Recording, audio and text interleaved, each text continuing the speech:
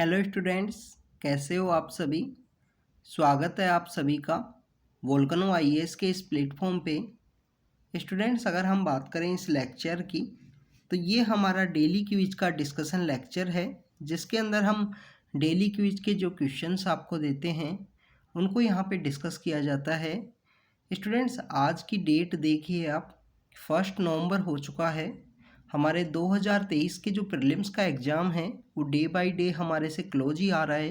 तो इस वजह से अगर आपने किसी भी वजह से अगर आपने प्रिपरेशन है वो इतना सीरियसली वे में स्टार्ट नहीं किया है तो उसको सीरियसली वे में स्टार्ट कीजिए। बिकॉज 2023 के एग्ज़ाम को जो अप्रोच कर रहा है उसकी वजह से आपको जो एमसीक्यूज है उसकी प्रैक्टिस करनी है। तो आप डेली क्विज के थ्रू डेली इन एमसीक्यूज की प्रैक्टिस कीजिए। जो भी इन्फॉर्मेशन आपको मिलती है उसको नोट डाउन कीजिए।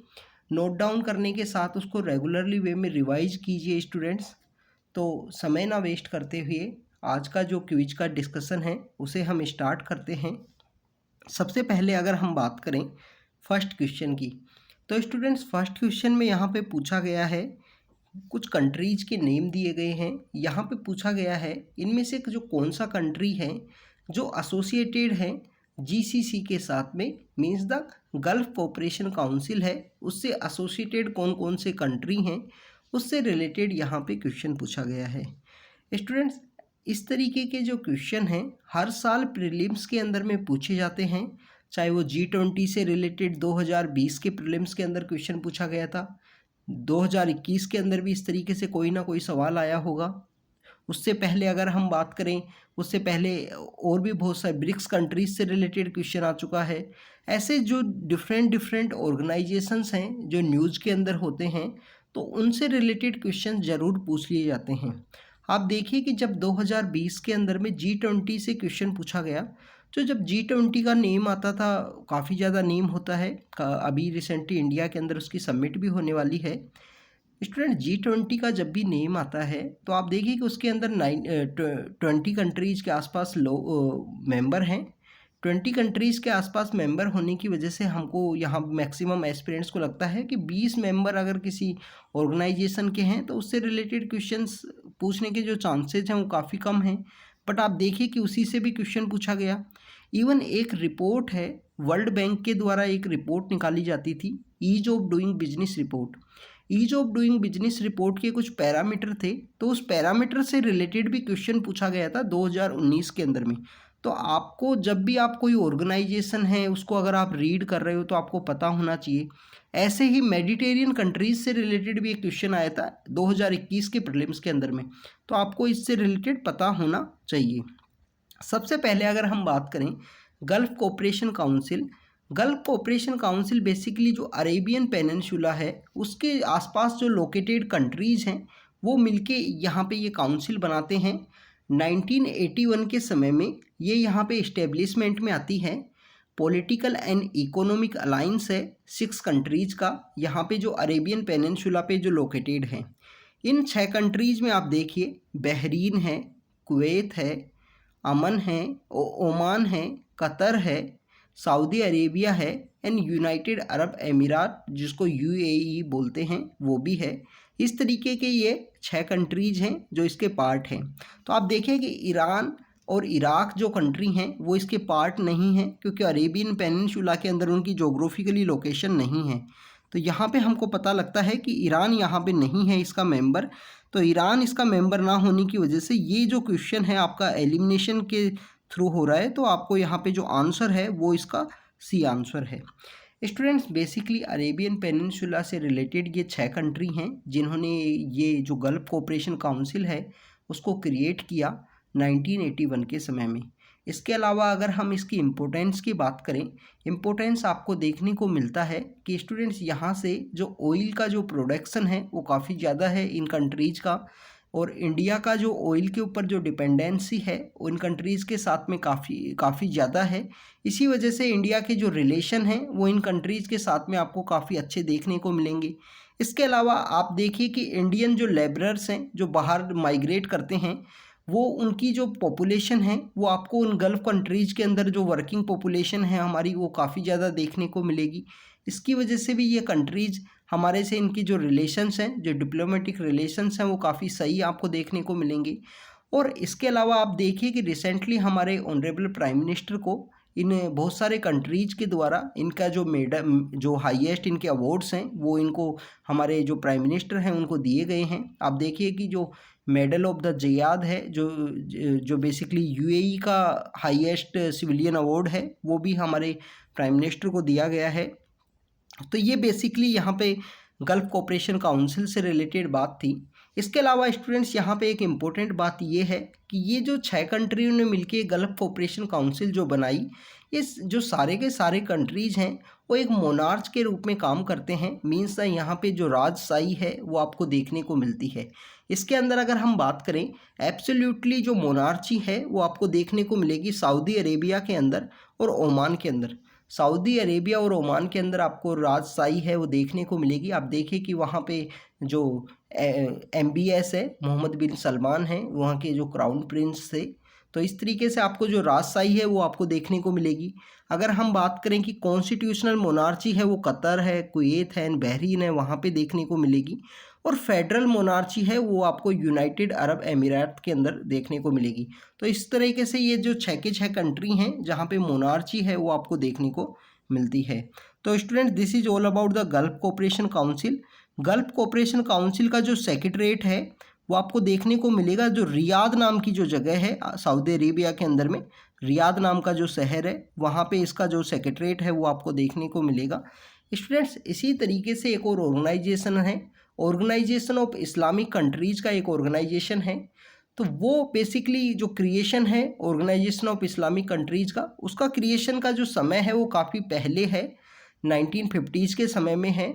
और ऑर्गेनाइजेशन ऑफ इस्लामिक कंट्रीज़ का अगर हम बात करें, जो हेडक्वार्टर है वो आपको जेद्दा नाम का एक जगह है, जेद्दा नाम का एक जगह है सऊदी अरेबिया में, वहाँ पे उसका जो हेडक्वार्टर है वो देखने को मिलेगा। गल्फ़ कोऑपरेशन काउंसिल का जो हेडक्वार्टर है, जो सेक्रेटरीट है, वो आपको रियाद के अंदर देखने को मिलेगा। तो स्टूडेंट्स, ये हमारा पहला सवाल था और इसका जो आंसर है, आंसर सी है, सऊदी अरेबिया, बहरीन और ओमान है। इसके अलावा 3 कंट्री और मेंबर हैं गल्फ़ कोऑपरेशन काउंसिल के, जो यहाँ पे अगर हम बात करें, कुवैत है, कतर है और यहाँ पे यूएई है, वो इसके पार्ट और हैं। स्टूडेंट्स, अगर हम बात करें नेक्स्ट क्वेश्चन की, next question is about the, यहाँ पे एक फ्रेज़ दिया गया है, एक सेंटेंस का एक फ्रेज़ दिया गया है। काफ़ी बार यूपीएससी के द्वारा इस तरीके से क्वेश्चन पूछ लिए जाते हैं। यहाँ पे पूछा गया है कि इस फ्रेज़ को हमारे यहाँ कहाँ पे मेंशन किया गया है, बेसिकली कॉन्स्टिट्यूशन के अंदर कहाँ मेंशन किया गया है। बेसिकली फ्रेज़ ये है कि हमको ऐसी कोई प्रैक्टिस हैं, जो ऐसी डेरोगेटरी प्रैक्टिस जिससे जो वुमेन की, जो महिलाओं की जो डिग्निटी है वो लोअर डाउन होती है, वो वहाँ पे जो स्टेटस है वो यहाँ पे डिक्रीज होता है, तो उसकी उन प्रैक्टिस को यहाँ पे रिनाउंस करने की ज़रूरत है, उन प्रैक्टिस को यहाँ पे छोड़ देने की ज़रूरत है। ये जो फ्रेज है ये कहाँ पे यूज किया गया है। तो अगर हम बात करें स्टूडेंट्स, बेसिकली ये क्वेश्चन जब फ्रेम किया गया, अभी रिसेंटली हमारे ऑनरेबल सुप्रीम कोर्ट ने जो 2 फिंगर टेस्ट है, जो रेप के जो सर्वाइवर्स हैं उनके जो कंडक्ट किया जाता है 2 फिंगर टेस्ट, उसको बैन किया है। उसी की वजह से ये क्वेश्चन पूछा गया है यहाँ पे। स्टूडेंट्स, आप देखिए, ये काफ़ी एक डेरोगेटरी प्रैक्टिस थी जिसको ऑनरेबल सुप्रीम कोर्ट ने बैन किया है, उसको ख़त्म किया है। इसके अलावा इस प्रैक्टिस के बारे में हमारे एक एक्टर हैं आमिर खान, उनका एक शो आया करता था सत्यमेव जयते, 2013 में उसके एक शो के अंदर उन्होंने इससे रिलेटेड इस इशू को रेज किया था। मैंने भी, अगर मैं मेरी भी बात करूं, तो मैंने भी पहली बार इस प्रैक्टिस के बारे में वहीं से पहली बार सुना था 2013 के समय में, उस शो के थ्रू ही। तो स्टूडेंट्स, उस प्रैक्टिस को बैन किया गया है।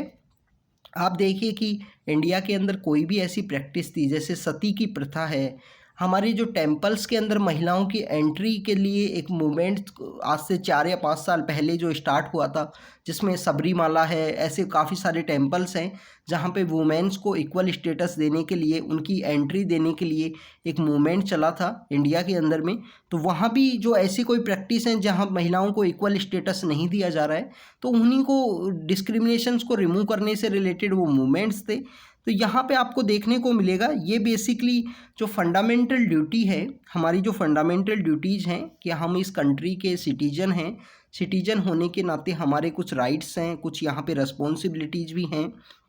जो रिस्पॉन्सिबिलिटी हमारी फंडामेंटल ड्यूटीज़ के अंदर मेंशन की गई हैं, उसी ड्यूटीज़ के अंदर में फंडामेंटल ड्यूटीज़ के बारे में आपको पता होना चाहिए कि आर्टिकल 51A के अंदर इसको मेंशन किया गया है। ए के अंदर मेंशन करने का मतलब ये है कि ये बेसिकली अमेंडमेंट एक्ट के थ्रू ऐड हुआ है। तो अमेंडमेंट एक्ट का आपको पता होना चाहिए, 42nd कॉन्स्टिट्यूशन अमेंडमेंट एक्ट। जो 42nd कॉन्स्टिट्यूशन अमेंडमेंट एक्ट आया था, उस समय में हमारे एक मिनिस्टर हुआ करते थे, उनकी जो चेयरमैनशिप में कमेटी बनी थी, कमेटी का नाम था स्वर्ण सिंह कमेटी। स्वर्ण सिंह मिनिस्टर थे उस समय में, तो स्वर्ण सिंह कमेटी बनी है। स्वर्ण सिंह कमेटी की रिकमेंडेशन पे यहाँ पे आर्टिकल 51A के through 42nd constitution amendment act के थ्रू इनको ऐड किया गया कि इस कंट्री के नागरिक होने के नाते आपकी कुछ रिस्पॉन्सिबिलिटी हैं, उनको आप निभाइए। जैसे फ्लैग का यहाँ पे रेस्पेक्ट कीजिए, यहाँ पे जिन लोगों ने हमको आज़ादी दिलाई है उनका रेस्पेक्ट करना है, सोसाइटी के अंदर हार्मनी है उसको मेंटेन करना है, सोशल कन्फ्लिक्ट नहीं होने देने हैं। तो उसी के अंदर एक फ्रेज है 51A का। अगर हम क्लोज की बात करें, क्लोज ई के अंदर एक फ्रेज है कि ऐसी वो प्रैक्टिस जो रिनाउंस करनी है, डेरोगेटरी हैं वुमेन के लिए, उन प्रैक्टिस को यहाँ पे रिनाउंस करना है। तो स्टूडेंट्स ये बेसिकली यहाँ फंडामेंटल ड्यूटी में है, तो आंसर यहाँ पे होगा आपका बी आंसर होगा।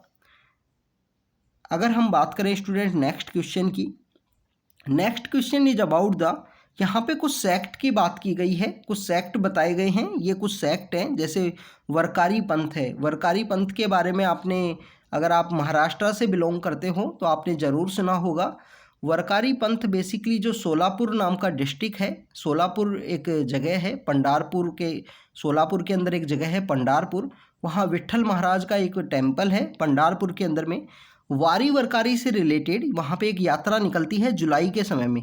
आप देखिए कि जुलाई के समय में जो, अगर हम हिंदू, जो हमारा जो लोकल हिंदू कैलेंडर है उसके अकॉर्डिंग अगर हम बात करें, तो उसके अंदर जो मंथ होता है उस मंथ को बोलते हैं आषाढ़ का महीना। जून जुलाई का जो समय होता है उस समय में आषाढ़ का महीना आता है। तो उस आषाढ़ के महीने के समय ही यहाँ पे एक यात्रा निकलती है वरकारी सेक्ट की। ये बेसिकली जो विट्ठल महाराज हैं, विट्ठल जो भगवान हैं, वो यहाँ पे उनको भगवान विष्णु का ही एक रूप माना गया है। तो यहाँ पूछा गया है कि वैष्णव से रिलेटेड कौन कौन से हैं, तो वरकारी पंथ है वो आपको वैष्णव आपको रिलेटेड मिलेगा। और इसी से रिलेटेड आपको पता होना चाहिए कि 2017 में जो प्रीलिम्स का एग्ज़ाम हुआ था, 2017 के प्रीलिम्स के एग्ज़ाम के समय में वरकारी पंथ से रिलेटेड क्वेश्चन पूछ लिया गया था कि वरकारी, जो वारी वरकारी नाम की जो यात्रा निकाली जाती है, ये कहाँ पे निकाली जाती है। ये एक क्वेश्चन का एक पार्ट था, इसके बारे में भी आपको पता होना चाहिए। इसके अलावा अगर हम बात करें 10 नामी सन्यासी, 10 नामी सन्यासी बेसिकली वो लोग हैं जो आदि शंकराचार्य को के जो शिष्य हैं, आदि शंकराचार्य को मानते हैं। तो आदि शंकराचार्य को ये मानते हैं, तो बेसिकली ये भगवान जो शिव हैं, जो भगवान शंकराचार्य को मानते हैं, तो भगवान शिव के ये उपासक हुए, भगवान शिव को मानने वाले हुए, उसके फॉलोवर हुए। तो यहाँ पे जो सेकंड है वो यहाँ पे इनकरेक्ट होगा। इसके अलावा अगर हम बात करें निम्बार्क संप्रदाय, निम्बार्क संप्रदाय से वो लोग बिलोंग करते हैं जो राधा एंड कृष्ण जो वैष्णव सेक्ट के अकॉर्डिंग, या भगवान विष्णु का ही एक रूप है, तो उसी से रिलेटेड है। निम्बार्क संप्रदाय से रिलेटेड वो लोग हैं। ये आप जब भक्ति मूवमेंट को आप रीड करोगे तो उस समय में आपको इन सब के बारे में पता होगा, मेडिवल हिस्ट्री के समय में, और आर्ट एंड कल्चर के अंदर भी इनसे रिलेटेड कुछ चैप्टर्स हैं। तो यहाँ पे एक्चुअली में अगर हम बात करें तो 1 भी यहाँ पे करेक्ट है और 3 भी यहाँ पे करेक्ट है, बट ऑप्शंस के अंदर 1 और 3 यहाँ पे मेंशन नहीं है, और सेकंड यहाँ पे इनकरेक्ट है, क्योंकि शिव के फॉलोअर्स होते हैं उनको यहाँ पे 10 नामी सन्यासी बोला गया है, जो आदि शंकराचार्य के भी फॉलोवर हैं और भगवान शिव के फॉलोवर भी हैं। तो बेसिकली यहाँ पे 2 आने की वजह से बी, सी और डी नन तो है नहीं, तो यहाँ पे जो आंसर होगा वो होगा ए आंसर, कि सिर्फ वरकारी पंथ है जो विट्ठल महाराज पंढरपुर, जो सोलापुर जगह है महाराष्ट्र के अंदर में। और सोलापुर की लोकेशन आप देखना स्टूडेंट, सोलापुर ऐसी जगह लोकेटेड है, वहाँ पे जो 2 स्टेट है उनकी वहाँ पे बाउंड्री मिलती है। इस वजह से सोलापुर की ऐसी पोजीशन है कि वहाँ पे मल्टी लिंग्विस्टिक पर्सनैलिटी वाले आपको लोग मिलेंगे, जिनको मराठी भी आती है, जिनको कन्नड़ भी आती है, जिनको तेलुगु भी आती है, इस तरीके के लोग आपको वहाँ पे मिलेंगे। तो सोलापुर की आप पोजीशन ज़रूर देखना जब भी आप मैप के अंदर देखो। अगर हम बात करें स्टूडेंट्स नेक्स्ट क्वेश्चन की, next question is about the Pangong Tso से रिलेटेड है। पेंगयोंग शो मतलब यहाँ पे जो टी है वो साइलेंट है और इसका मतलब होता है लेक, इसका मतलब होता है यहाँ पे लेक। पेंगयोंग शो लेक के बारे में आपने देखा होगा, रिसेंटली इंडिया और चाइना के कन्फ्लिक्ट की वजह से भी ये कंटिन्यू न्यूज़ के अंदर है। इसको यहाँ पे हाईएस्ट ग्रासलैंड लेक भी बोला गया है। इसके अलावा स्टूडेंट्स ये वर्ल्ड की हाईएस्ट सोल्ट वाटर लेक है, हाईएस्ट सोल्ट वाटर लेक है।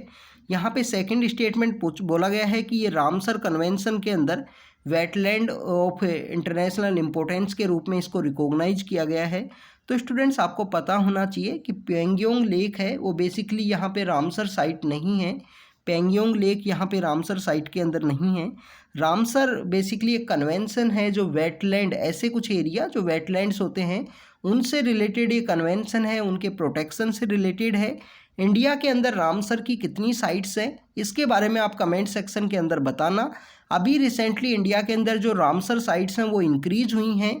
आप कौन से स्टेट से बिलोंग करते हो, जिस स्टेट से आप बिलोंग करते हो उस स्टेट के अंदर में कौन सी साइट है जो रामसर साइट है। अगर हम बात करें, आप देखिए कि दिल्ली के आसपास अगर हम बात करें तो ऐसी काफ़ी सारी जो साइट्स हैं जिनको अभी रामसर साइट का जो स्टेटस है वो दे दिया गया है।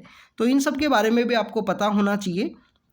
रामसर साइट आप कमेंट सेक्शन के अंदर बताना आपके स्टेट से कौन कौन सी साइट है वो रामसर साइट है, और प्रेजेंटली इंडिया की कितनी जो total number of Ramsar sites कौन कौन सी हैं। अगर हम बात करें पेंगयोंग लेक की तो ये रामसर कन्वेंशन के अंदर में नहीं आती है, तो यहाँ पे जो सेकंड स्टेटमेंट है वो इनकरेक्ट हुआ। हाईएस्ट सोल्ट वाटर लेक है। इसके अलावा स्टूडेंट्स आपको इस एरिया के अंदर में पेंगयोंग लेक के अंदर में आपको देखने को मिलेगा कि वहाँ पे जो आपको फ़िश है वो नहीं देखने को मिलेंगी, जो मछलियाँ होती हैं वो आपको वहाँ नहीं देखने को मिलेंगी पेंगयोंग लेक के अंदर में। इसके अलावा स्टूडेंट्स अगर हम बात करें, पेंगयोंग बेसिकली यहाँ पे जो बाउंड्री है वो बनाती है इंडिया और चाइना के बीच में, तो इस वजह से भी ये न्यूज़ के अंदर में था। चाइना के द्वारा यहाँ पे जब इंडिया और चाइना का जो कन्फ्लिक्ट चल रहा था उस समय में पेंगयोंग लेक के ऊपर जो बेसिकली अगर हम बात करें जो डोमिनेशन करने की कोशिश की गई, तो यहाँ पे जो आंसर होगा वो होगा ए आंसर। स्टूडेंट्स अगर हम बात करें नेक्स्ट क्वेश्चन की, next question is about the, यहाँ पे पूछा गया है कि इनमें से कौन सा एनिमल है जिसको रिकॉग्नाइज किया गया है national aquatic animal of India. Students इस क्वेश्चन से, इस टॉपिक से क्वेश्चन 2013 के प्रीलिम्स के अंदर पूछा जा चुका है।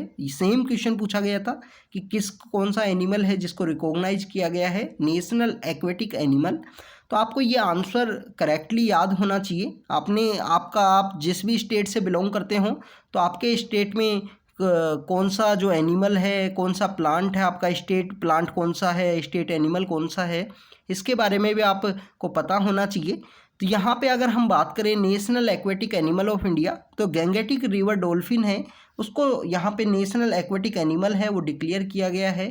गैंगेटिक डॉल्फिन की अगर हम बात करें, इसकी यहाँ पे अगर कहीं भी प्रेजेंस पाई जाती है तो मीन्स द वहाँ का जो इकोसिस्टम है, जो एक्वेटिक इकोसिस्टम है वो हेल्दी है, उसका एक इंडिकेटर के रूप में होती हैं। अगर IUCN स्टेटस की अगर हम बात करें, IUCN स्टेटस बेसिकली इनका एंडेंजर्ड है। इसके अलावा इनको वाइल्ड लाइफ प्रोटेक्शन एक्ट के शेड्यूल 1 के अंदर रखा गया है, साइट्स के अपेंडिक्स 1 के अंदर इनको रखा गया है। ये बेसिकली यहाँ पे एक गैंगेटिक रिवर डॉल्फिन के बारे में बात की गई है, जो हमारा नेशनल एक्वेटिक एनिमल उसको डिक्लेयर किया गया था 2009 के समय में। तो ये आपको पता होना चाहिए हमारा नेशनल एनिमल क्या है, उसके बारे में पता होना चाहिए। नेशनल हमारा प्लांट जो ट्री है वो कौन सा है उसके बारे में भी आपको पता होना चाहिए। तो स्टूडेंट्स आज की क्विज में हमने नेशनल एक्वेटिक एनिमल जो गैंगेटिक रिवर डॉल्फिन है उसके बारे में देखा। इवन गैंगेटिक रिवर डॉल्फिन जब अपनी ब्रेथिंग जो प्रोसेस करती है उस समय में एक आवाज़ निकालती है, इसकी वजह से गैंगेटिक रिवर डॉल्फिन को सूसू के नाम से भी जाना जाता है, सूसू के नाम से भी इसको जाना जाता है। This is about the Gangetic river dolphin. Pangong lake के बारे में देखा, हाईएस्ट वर्ल्ड में जो सोल्ट वाटर लेक के रूप में इसको है ये, और इसको रामसर साइट्स के अंदर में नहीं आती है। इसके अलावा हमने वरकारी पंथ के बारे में देखा, 10 नामी सन्यासीज के बारे में देखा, निम्बार्क संप्रदाय के बारे में देखा। इसमें वैष्णव से कौन कौन से रिलेटेड हैं उनकी बात की हमने यहाँ पे जो फंडामेंटल ड्यूटीज़ में कुछ ऐसी प्रैक्टिस जिनको रिमूव करना है, जो वुमेन के स्टेटस को यहाँ पे डेरोगेटरी वुमेन के स्टेटस को यहाँ पे डाउन करती हैं, उनको यहाँ पे रिमूव करना है, उसके बारे में देखा। और हमने यहाँ पे गल्फ कोऑपरेशन काउंसिल की बात की। तो स्टूडेंट्स, ये आज की क्विज से रिलेटेड हमारे क्वेश्चंस थे, आप इनकी प्रैक्टिस कीजिए। जो भी एक्स्ट्रा इन्फॉर्मेशन आपको मिली है उसको नोट डाउन कीजिए और रेगुलरली वे में रिवाइज कीजिए। स्टूडेंट्स, देखिए कि आज 1 नवंबर हो चुका है, अभी जो समय है वो काफ़ी कम समय बचा हुआ है। अभी से हम प्रैक्टिस स्टार्ट करेंगे, चाहे वो क्वेश्चंस की प्रैक्टिस हो या रिवीजन हो। अभी से हम प्रैक्टिस स्टार्ट करेंगे तो हम हमारा जो समय है उस तक सही से रिवीजन कर पाएंगे। 2-3 टाइम्स हर बुक का 2-3 बार रिवीजन हो पाएगा, हर करंट अफेयर को हम कवर कर पाएंगे इसके थ्रू। तो students, thank you very much.